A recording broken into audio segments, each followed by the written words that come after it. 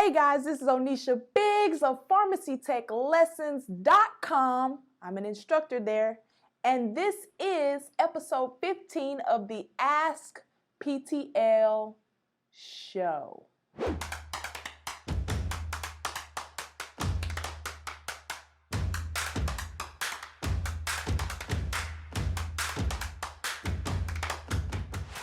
So today we're going to be talking about how long does it take to get a pharmacy technician license, okay? So I have three things that I want to share with you, okay? So the first thing is this. It's going to take as long as you take. That's how long it's going to take you to actually get your pharmacy technician license. Let's just assume that you don't have a tech trainee license, but you're actually just going to get certified and you want to get your official pharmacy technician license. So first thing that you're going to do, you're going to study for the exam. Okay? The next thing that you're going to do, you're going to sign up to take the exam, okay, on the PTCB website. Doesn't take long. You can do all of that in one day. Not the studying part, but the actual signing up part. So then they're going to get you to sign up for your location. Then you're going to have to go get your fingerprints. You're going to need your license, like your driver's license, form of identification. From there, you set up your date. On your date, you go take the exam. If you pass it that day, then great. Now, in between now, you need to allow yourself 2 to 3 weeks to actually get your license in the mail.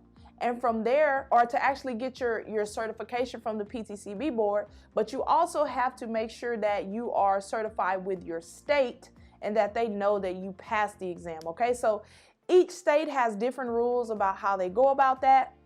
So that's going to be up to your state, basically. So you would need to check on those rules. And if you want specific state rules, we actually have some information on that at PharmacyTechLessons.com. So you can go on there and check that out. It could take 2 weeks to study for the exam. That's where the bulk of people's time come in at. It could take 2 weeks or it could take 2 years, okay? We've literally heard of people studying for the PTCB exam that have just been studying for years, never really knowing when they should go ahead and take the exam. So that's all gonna be dependent on you. Now, the second thing that I want to mention to you is I want to talk about why it actually takes so long. So for the person that's studying for 2 years, well, it could be for a number of reasons, okay? One reason is they're just a procrastinator, okay? They start studying for a couple of days and then they stop studying for about 3 days. And then they start back again because they get convicted and they know they need to study. And then they stop studying again for like 5 days.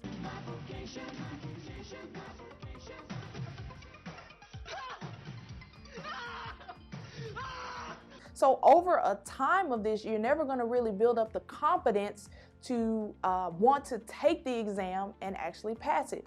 So that's a reason.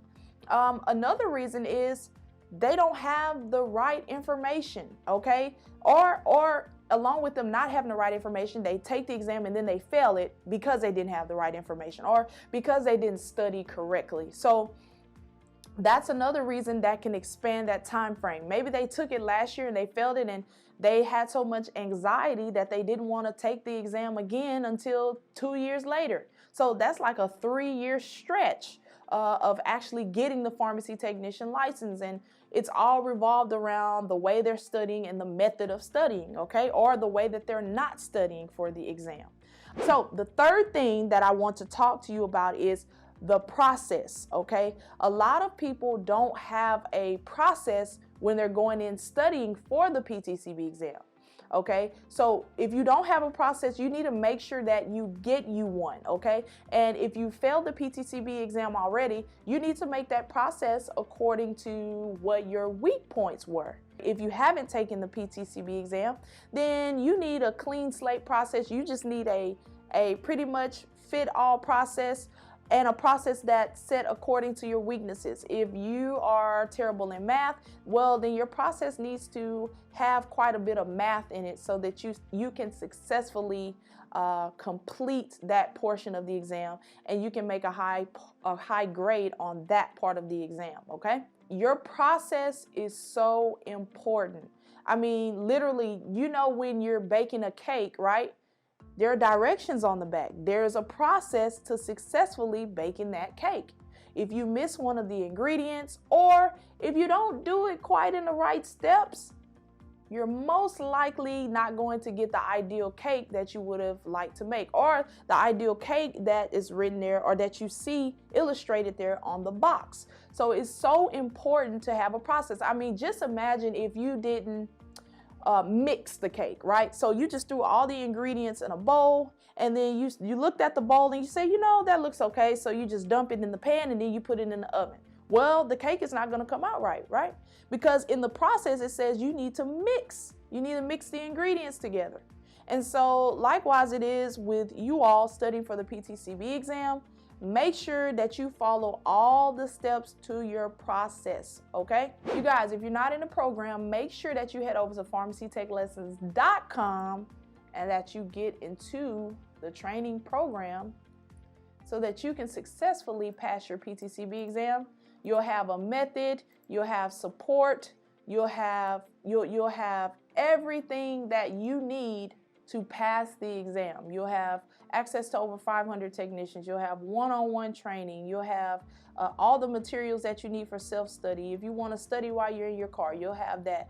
I mean, literally everything you need, and we guide you through the process from beginner level all the way to passing the exam.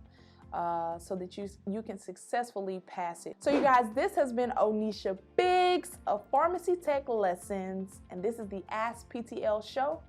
You guys have a wonderful evening. Bye-bye.